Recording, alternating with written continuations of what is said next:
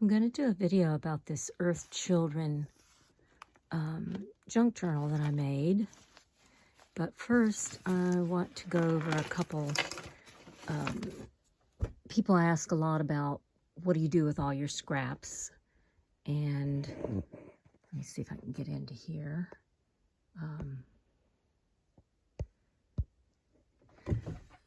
My smaller scraps, well, these aren't the smallest, but I have these larger business envelopes or bank envelopes. Sometimes they send them to you in the mail, and I've covered them and I've put them in categories of color.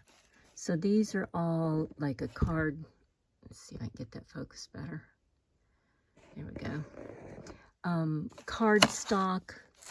Like these are cards that I've gotten and I'm recycling the cards. These are card stock, so I have it as plain, and there's all kinds of plain colors. And then these are more of the vintage style. Then I have paper, you know, just lightweight paper scraps. And these are all the vintage type. These are more designer and colorful. And then this is just tissue, scraps of tissue. Then in the purple, I have writing paper, scraps, quotes and words, mostly just like words, and then music and word sheets like from dictionaries.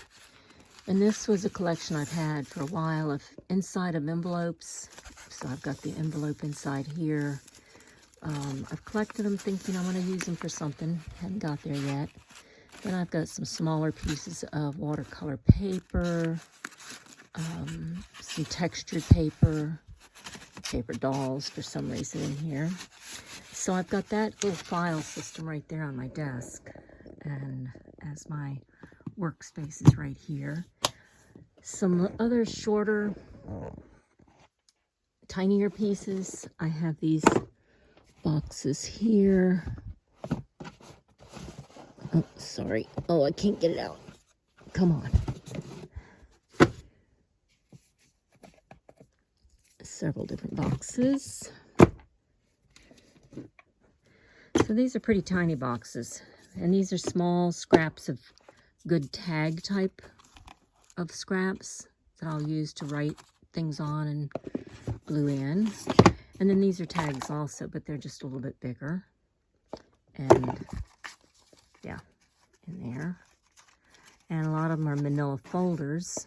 I use manila folders for a lot of things, and sometimes the scraps left over.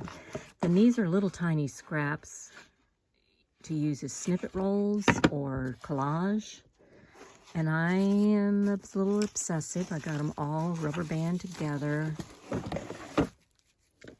So you can go in and pick out more colorful or maps and old gel prints and brown paper. And so those are the littler scraps. I just tear them up as I'm playing around. This is a lot of tissue in this one.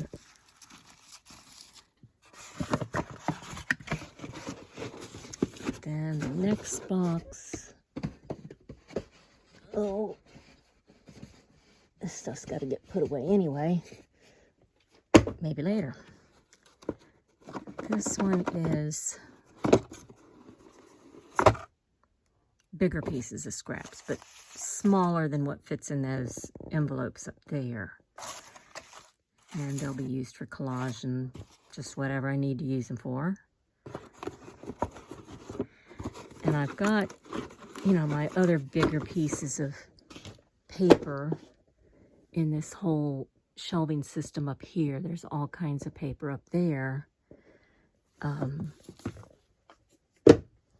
But they're big solid sheets, or yeah, all solid sheets.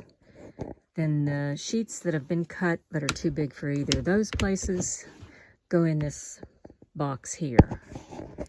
And I've got some vintage, some cork wallpaper, some wrapping paper, and then all these are scraps from the designer type books, and I have them all paper clipped together by color, so it makes it easier to come in here and grab the color that I need. And sometimes I just stack them on the top, and then eventually I have to refile them. Then I also have another paper storage, which is all of my, this is a tote, and it's pretty big. These are 2-gallon bags, Ziploc bags, and this is all my hand-dyed paper. So I have gel prints and master boards and oxide spray, rust stencils, rust dyed paper, tea dyed paper. So there's a lot of, these are mostly all whole sheets, but they're all hand dyed, where all of the other papers up there in the dark space are commercial purchased books. But I do have a lot of smaller gel prints here, scrap paper that clean the brayer off on, and I put them in this container. So they're smaller scraps, but too big for any of the other places to store them. So I know a lot of people have issues with storage and where they're going to put things, how they organize their scrap paper. So let me get this refocused and see if I can get it better. Yeah, that's what I want right there. Okay. So, back to my journal flip through. This is a series of, I call Earth Children. It has two signatures that are just 4 pages each, and then these signatures are more for writing in. But I did the cover. This particular Earth Children book is about oh geez, now I forgot her name. Get all nervous. Mary Leakey. Mary Leakey. So I make this little yarn doll and attach it, and she is got a little hat and everything on and a little dress, and she's carrying her protest sign. Women discover fossils. Girls like to play in dirt is a little protest sign. And then here she has Save the Cave Art, Mary Leakey. So it comes with a little doll, and it ties on the spine of the book, and there's also a dangle on the spine. And then the front cover, I wanted to make it like a cave, so I took out some of the corrugated cardboard and left some of it exposed, and then collaged around it with several different rust and coffee dyed paper. And then this outer paper here is also coffee dyed. And I drew some cave drawings on it, and the cave drawing inside. And then this is just a little bag that I tied on just to give it some vintage kind of look to it. On the inside, these are fossils in the ground, and I did that with texture paste. And then inside here, it has a little information about how I made the books and how I envisioned it, and a little bio about me. And here I have a flip out.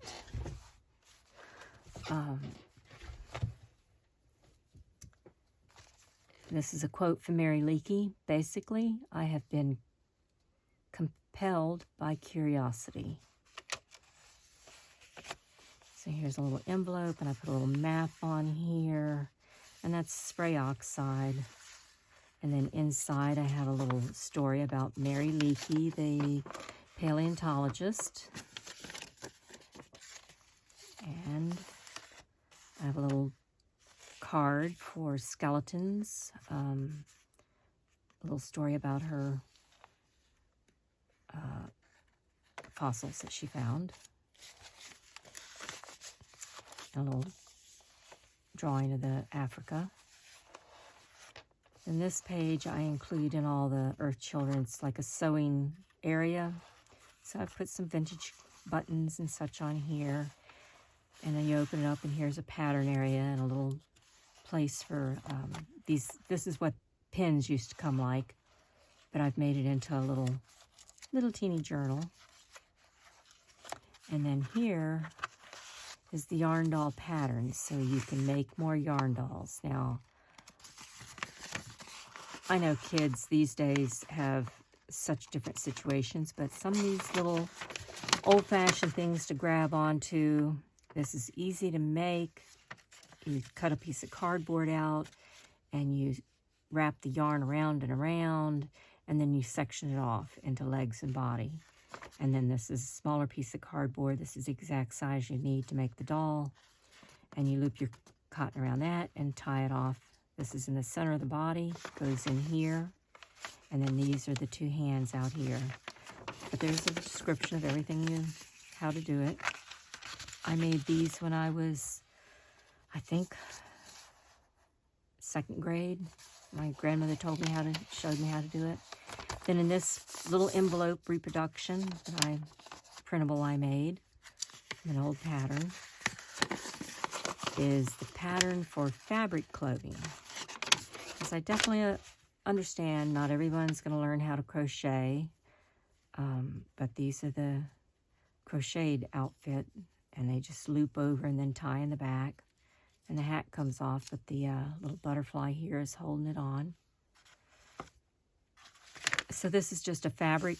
You take any scrap of fabric and cut it this way, and the waistline is here, and then your arms go through these two pieces, and it just wraps around, and that tucks in the other arm.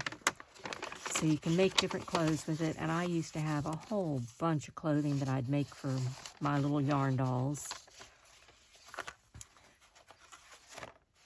And then on here is a birth certificate, and out of the texture paste, I made a footprint, like you might find a fossilized footprint in Africa. And then here is a map of Tanzania and another cave drawing. And then in here, this little pocket, which has cave drawings on it. This is a little coloring book with a little bit of a story.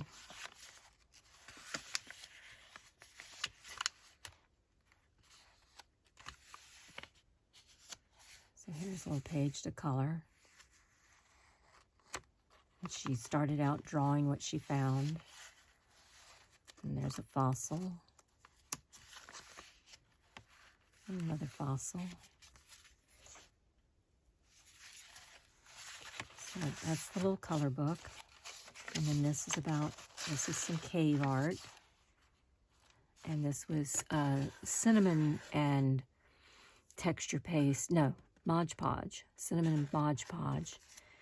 And you put the Mod Podge down, and then you sprinkle all the cinnamon on it, and then you heat it with a heat gun, and it bubbles up and looks real rusty and like dirt. And on the back of it is a little bit of the journal. So for some reason, I've had mostly adults buy these for themselves. So I'm not sure how they were using them, but you could make up your own story about this situation and write a story in there, or do more research. Here I added a little rusted washer and a part of a zipper. The earth is what we all have in common, Windleberry. This is a fern cutout here and some gel print leaves. So this gets into the journal itself, where you can really just write. And I've got all kinds of dyed paper, and I've stamped on it. And there's a map in here. I stamped on this, lines. And you can just write right across here with a blue pen or a red pen. So there's a dictionary page and another cream colored, this is bamboo paper. And then some tissue, music sheets. You could take a red pen and write across here. Or you could fill it in with pictures and stuff you find yourself. This is a gel print I did of goats. Did some stamps of handprints and a fern.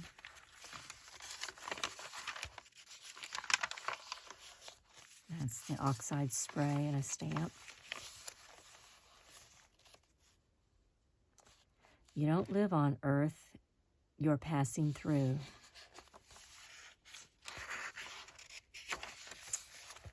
And I got a little peace bead there.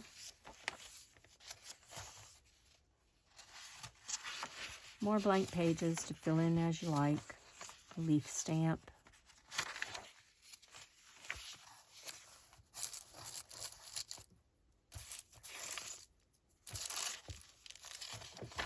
Music sheets. This is a gel print also on brown tissue.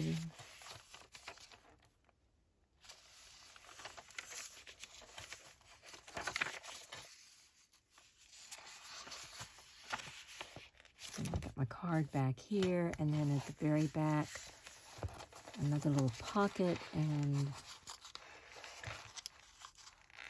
oops, can't get it out.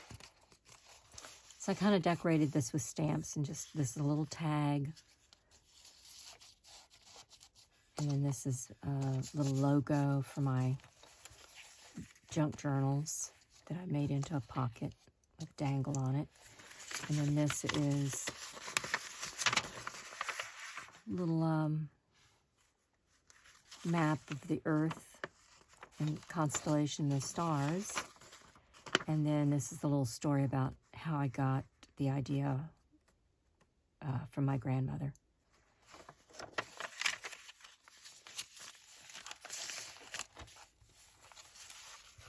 And then at the back, you have a field guide logbook. There's another dangle here, and I've got a little specimen card with some flowers and little pictures of specimens and a little quote right here. Pause, it says. But inside is a little journal, and this is mamagami paper using brown paper bag. And inside of it, a little vintage paper here. And then you can document what you find fossil-wise. There's some research paper in here, a little fossil, and a specimen card.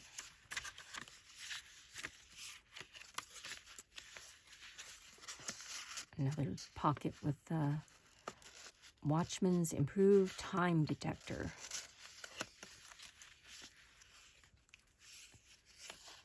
A little sticker of, well, it's not a sticker, it's a printable I made.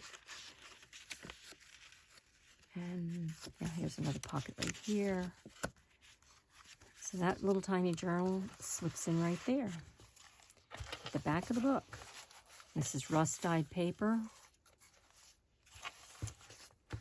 And this is ginkgo leaves that I thought looked like fossils, so I thought that was kind of cool. So that's my book, and a little tour of how I take care of all my scrap paper, tiny pieces of paper, and the little Mary Leakey doll.